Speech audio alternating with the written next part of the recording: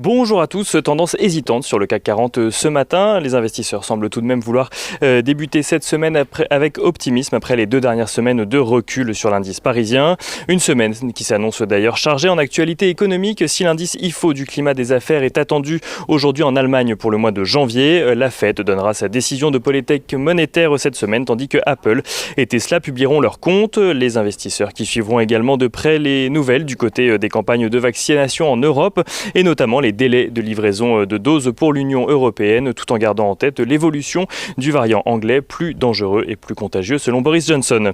Mais les investisseurs vont surtout suivre de près les évolutions en matière de plan de relance aux États-Unis, plan de relance de 1900 milliards de dollars voulu par Joe Biden, dont certains élus américains trouvent qu'il est trop massif. Si certains investisseurs craignent de le voir finalement réduit, il semble que la volonté soit unanime de considérer la vaccination des Américains comme une priorité. Du côté des marchés asiatiques, rapidement, ceci clôture dans le vert ce matin. Le CSI 300 affiche notamment une hausse de 1% portée par le chiffre de 163 milliards de dollars. 163 milliards de dollars qui constitue le nombre d'investissements étrangers accueillis par la Chine en 2020. Un nombre qui fait passer le pays devant les États-Unis pour la première fois. Du côté des valeurs à la Bourse de Paris, à suivre ce matin, Suez annonce avoir dépassé ses objectifs au second semestre 2020. Une performance qui s'explique grâce à ses baisses de coûts. Suez qui annonce être dans la trajectoire de son plan stratégique pour l'année en cours, mais également pour 2022.